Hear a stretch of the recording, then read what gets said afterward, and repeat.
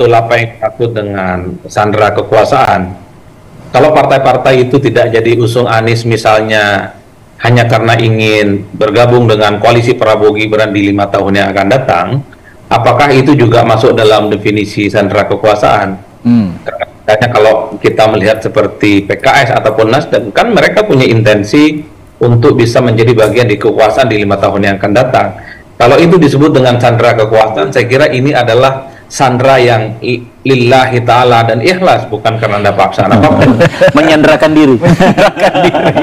Artinya apa? Partai-partai ini kan merelakan diri untuk menjadi sandera dari kekuasaan itu. Kan itu memang tidak bisa dibantah, Mas. Artinya apa? Partai dalam hal ini tentu sudah mengkalkulasi untung dan rugi. Bagi mereka untungnya juga usung Anies di Jakarta. Kalaupun toh menang ya paling mainnya di Jakarta, tapi tidak di level nasional untuk di 5 tahun yang akan datang. Nah yang kedua, apakah yang disebut dengan sandera kekuasaan itu misalnya takut misalnya tiba-tiba ketua umum partainya itu mengundurkan diri seperti Golkar misalnya. Tapi itu akan terjadi pada siapa? Rasa-rasanya PKS, kemudian Nasdem dan PKB aman-aman saja dalam konteks itu. Itu yang saya kira apa definisi kekuasaan. Atau misalnya, atau PDI gitu kan, tidak mungkin ketua umumnya mengundurkan diri. Atau yang disebut dengan sandera kekuasaan itu tiba-tiba misalnya ada partai tandingan, entah itu Munaslup, entah itu KLB, entah itu Munas luar biasa dan seterusnya. Rasa-rasanya di Nasdem, PDIP, kemudian PKS, termasuk PKB sekalipun, sekalipun ada isu terkait dengan KLB, per hari ini juga tidak terjadi, Mas.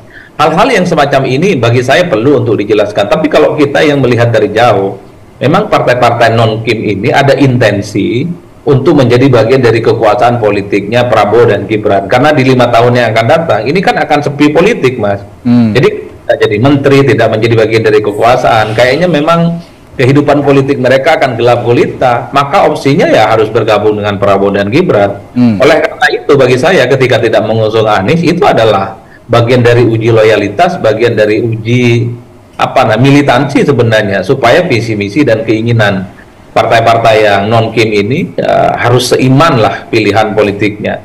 Jadi dalam konteks itu bagi saya harus dijelaskan ya. Kecuali misalnya yang disebut dengan sandera kekuasaan itu ada paksa-paksaan. Jadi kalau partai ini tidak mendukung atau bergabung dengan Anies, maka partainya akan diambil alih. Atau misalnya proses-proses hukum yang terjadi pada ketua umum mereka itu akan diungkap dan seterusnya. Mungkin ini tidak elok aja. Mas Adi, saya tertarik dengan uji loyalitas yang Anda katakan tadi. Nah, kalau kabar yang beredar, informasi yang beredar bahwa Anies Baswedan diminta oleh PDI Perjuangan menjadi kader agar ada komitmen politik begitu dalam mengarungi pemerintahan lah. Kalau misalnya pun terpilih misalnya di Pilkada Jakarta. Tapi hal itu konon ditolak oleh Anies Baswedan karena itu tadi alasan tadi ada kepentingan khusus begitu yang dialamatkan kepada partai politik sehingga tersandera. Apakah ini juga logis penolakan terhadap partai politik yang Anda kaitkan dengan uji loyalitas tadi? Nah, itu justru yang kedua yang ingin saya jelaskan. Jadi sebenarnya Anies dan para pendukungnya jangan pernah mengutuk partai politik. Anies ini bukan kader partai. Kalau PDIP tidak mau usung Anies, jangan salahkan PDIP. Kalau PKS tidak mau usung Anies, jangan salahkan PKS. Anies ini bukan kader PKS, bukan kader PDIP, bukan kader PKB dan juga kader Nasdem. Kecuali ya PKS itu kadernya adalah Anies Baswedan dan tidak mengusung, baru kemudian bisa marah-marah. Problemnya Anies ini outsider, tidak bisa menuntut lebih dari partai politik.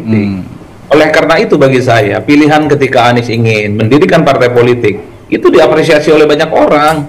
Sudah banyak contoh di negara ini, orang-orang hebat, orang-orang top, ketokohannya sudah mulai diakui. Ketika mereka tidak punya cantolan politik tapi bermimpi ingin jadi presiden, bikin partai. Dulu ada Wiranto ya keluar dari Golkar, dia bikin Hanura. Ada Prabowo keluar dari Golkar, bikin Gerindra.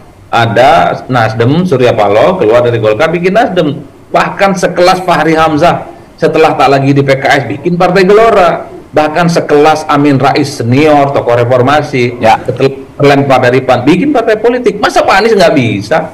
Ini yang sebenarnya dituntut. Oleh karena itu saya ingin mengutip pernyataannya Bung Syahrir bahwa bukan Syahrin ya, Syahrir, jangan pernah mengutuk kegelapan, jangan pernah mengutuk partai politik. Anies pernah menuntut partai, menuntut dirinya. Dan Anies mulai lupa setelah kalah dalam Pilpres, aura politiknya hilang, lenyap. Karena bagi mereka, partai-partai ini, memang ketokohan dan figuritas Anies itu tidak bisa diandalkan juga. Ya terbukti dalam Pilpresnya kalah. Wajar kalau kemudian yang dulu partai para pendukungnya di Pilpres ini balik badan dan lebih bersih dengan alasan kalkulasi untung dan rugi bergabung dengan Kim. Jadi gini Bung, memang kita tahu bahwa proses saat itu setelah Pilpres, terus ada proses di Mahkamah Konstitusi, kurang lebih sampai dengan April, dan proses untuk independen sekitar Mei. Yeah. Jadi desakan pada saat itu memang menyelesaikan proses hukum di Mahkamah Konstitusi. Nah, yang pertama adalah rentang waktu relatif satu singkat. Yeah. Yang kedua, bahwa partai politik saat itu melihat bahwa aspirasi dan panggilan kan setelah itu baru muncul, bahwa kebutuhan terhadap Anies untuk bertugas kembali di Jakarta kan setelah itu.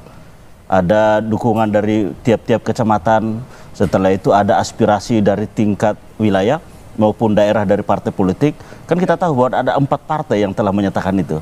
Ada Nasdem, ada PKS, ada PKB, dan PDI Perjuangan yang dari pimpinan wilayah maupun daerah dan naik ke atas di tingkat pusat. Tapi kita tahu juga bahwa konstelasi nasional, kehadiran Kim yang juga terkait dengan jalannya pemerintahan ke depan. Nah, ini faktor-faktor yang juga mempengaruhi keputusan di internal partai politik. Nah, bagi Mas Anies itu tidak perlu ada yang disesali, bahwa keterlibatan untuk bangsa dan negara bisa di dalam pemerintahan, bisa juga di luar pemerintahan.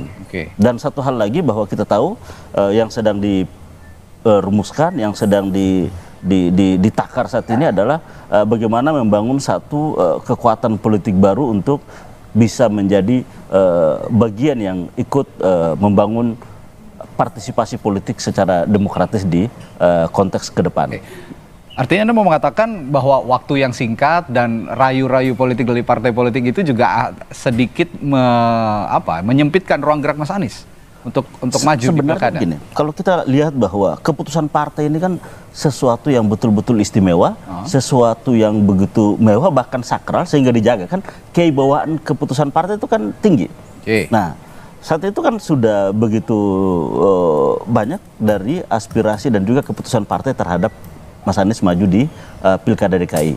Nah, cuman kan ternyata bahwa keputusan itu kan lantas berubah. Nah, pimpinan-pimpinan partai kan secara tentunya pertemuan-pertemuan secara privat kan menyampaikan apa adanya tentang kondisi dan dinamika yang dihadapi kepada Mas Anies. Sehingga Mas Anies tentunya punya kesimpulan sendiri terkait dengan itu. Tapi bahwa kita kan tidak mesti larut di situ. Bahwa sudah harus ada langkah-langkah proyeksi ke depan dalam konteks partisipasi politik dalam kontestasi politik ke depan. Nah, terus soal sandra menyandra dan soal kekuasaan, menurut saya punya perspektif yang lain. Di era post-truth seperti saat ini, kekuasaan bukan hanya administrasi birokrasi sebagaimana di zaman dahulu pemerintahan saja, bisa juga misalnya dengan pressure media sosial dan lain sebagainya. Bisa nggak misalnya, seseorang, mengatakan menyandra partai politik dengan tuduhan sandra tersebut, menyandra partai politik dengan tuduhan sandra. Partai politik kalau tidak mencalonkan saya, misalnya Habibur Rahman, berarti tersandra. Saya memaksa partai politik, kamu kalau tidak ingin dikatakan tersandra kekuasaan, kamu calonkan Habibur Rahman dong. Bisa nggak dengan seperti itu? Ya bisa saja. Jadi logikanya dibalik gitu ya? Seperti berulang kali kalau Pak Prabowo sampaikan, silahkan rakyat yang menilai. Saya nggak salahkan Pak Anies, kemudian termasuk Bang Sarin punya pendapat, tapi saya punya sudut pandang yang berbeda.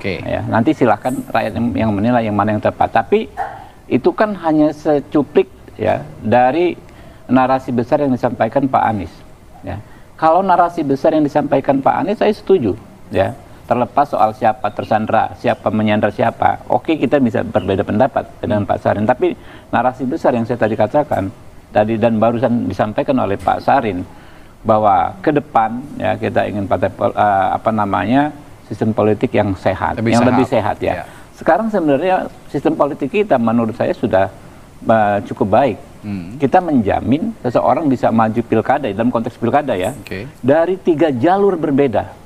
Pertama lewat jalur partai politik, Anda bisa masuk dulu, komunikasi, membangun ini partai politik di parlemen ya, membangun komunikasi yang baik, kemudian bisa partai politik non parlemen, udah diakui kemarin putusan MK, ya kan ya, bisa juga jalur perseorangan yang sudah lama diatur. Nah, sebetulnya kan jalannya nggak ada jalan buntu ini dalam konteks demokrasi di pilkada untuk pencalonan ya, untuk kandidasi nggak ada jalan buntu. Silakan dipilih yang mana. Tinggal memang soal bagaimana partai politik lebih demokratis dan lain sebagainya itu PR kita bersama ya. Kalau melihat misalnya ya situasi saat ini kurang demokratis, partai-partai politik kurang demokratis ya. Ya sudah benar strategi yang disampaikan Pak Anies, isyaratnya bahwa beliau akan mendirikan partai baru. Hal yang sama dilakukan Pak Prabowo hampir 16 tahun yang lalu. Ini 2024, kita dirikan Partai Gerindra itu 2009, ya kan ya?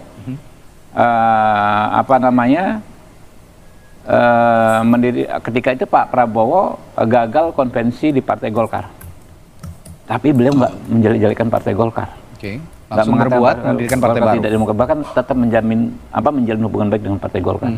Beliau mendirikan Partai Gerindra mulai dari hanya mungkin 26 kursi di DPR RI waktu itu, kemudian melonjak jadi 74, 78, sekarang 86 kursi.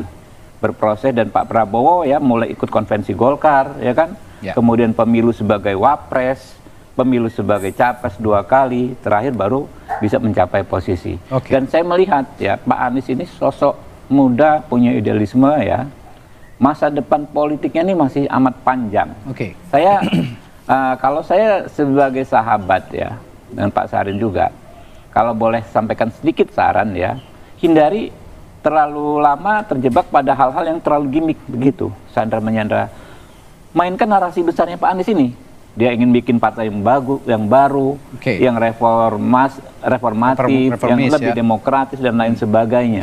Saya pikir peluang Pak Anies sangat besar.